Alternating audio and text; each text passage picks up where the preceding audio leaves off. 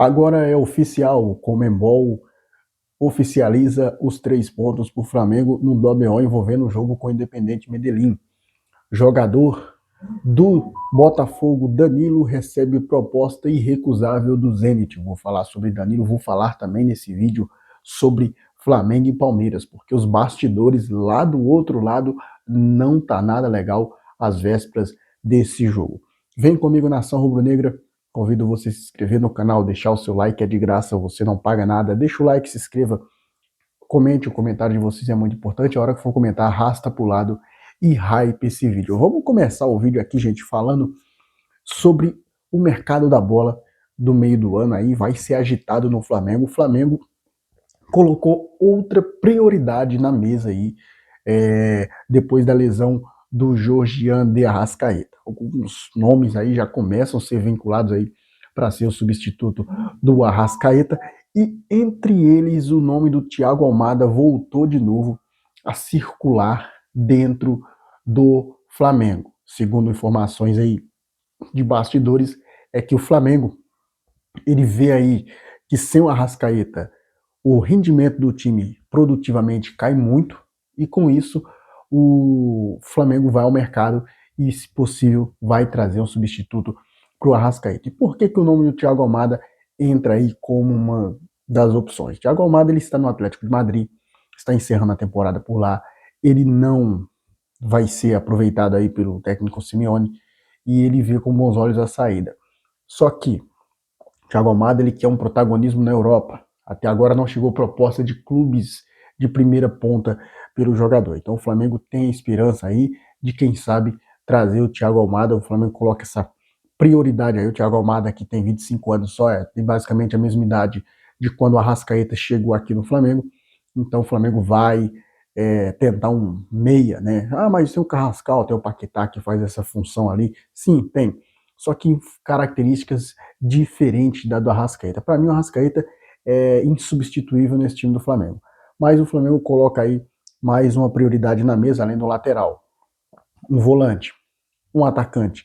E os 2 pontos o Flamengo coloca também aí o substituto do Arrascaeta, que pode vir nessa janela de transferência. Eu acho que o Flamengo tinha que olhar bem também para a zaga, né? Vendo que o Danilo, final do ano, não sabe se renova ou não. E o Flamengo, se o Danilo sair, ficaria ali com 3 zagueiros. Mudando de assunto, falando agora sobre Danilo do Botafogo, antes da gente falar da tabela de classificação da Conmebol Libertadores, segundo informações trazidas ontem à tarde pelo Vener Casagrande, o Zenit acenou, ontem à tarde não, acabou de sair, de ser publicado, o Zenit acenou aí com a intenção de pagar 35 milhões de euros por Danilo do Botafogo. O jogador, entretanto, não tem interesse em se transferir para o futebol russo, tá? E já rejeitou o Palmeiras. Hoje é o time mais perto de contratá-lo. O Flamengo mantém interesse, mas vê o Verdão levar vantagem nessa.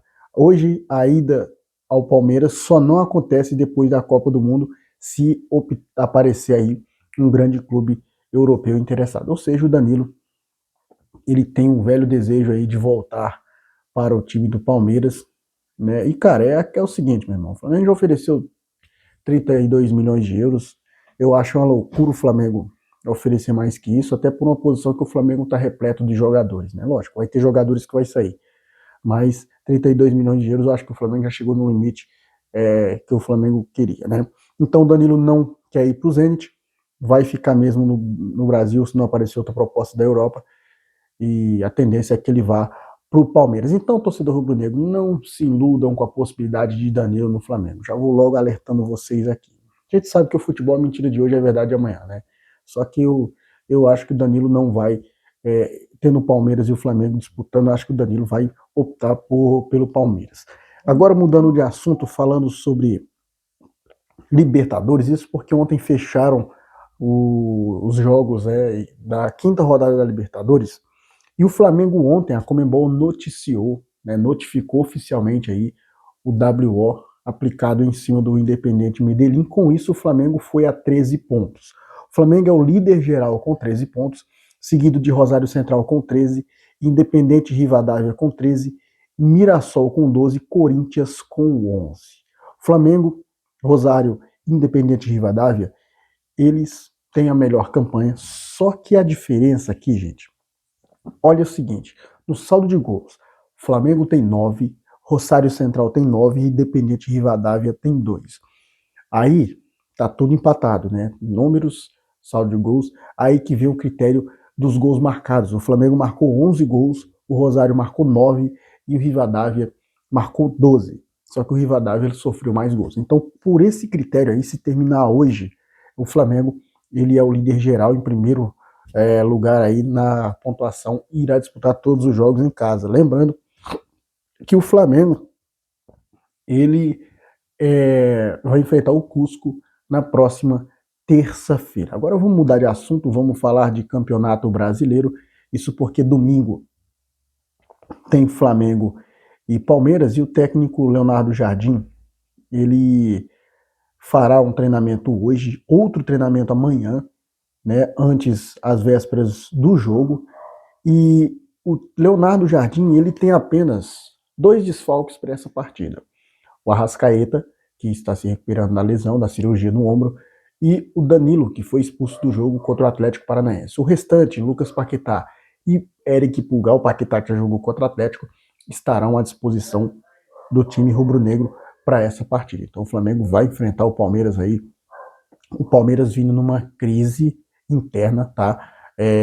Parte da torcida organizada do Verdão, a Mancha Verde, foi protestar em frente à Nubank Arena lá, e colocou até um bandeirão lá, fora Abel, estão pedindo a cabeça do Abel lá do outro lado, mas a gente sabe que o que importa é o jogo jogado, tá, gente? Então, o Palmeiras vê esse jogo de amanhã como uma final, tá? Porque se o técnico Abel Ferreira perde mais um jogo pro Flamengo, com essa conturbância que tá lá no Palmeiras, ele pode cair, tá, gente? Então, o Abel Ferreira vai fazer de tudo para ganhar esse jogo, e a gente sabe deixar o Palmeiras para lá, né? E vamos seguir o nosso jogo aqui. O árbitro da partida será o Davi Lacerda. A CBF divulgou aí o árbitro da partida, que será o Davi Lacerda. E mais um jogo, ele apitou Flamengo e Grêmio. Se eu não me engano, 1-0 Flamengo. Então ele vai apitar esse jogo contra o Palmeiras. O Flamengo anunciou nesta quinta-feira a contratação do meia Cristian Araújo, joia do Mirassol, de 16 anos.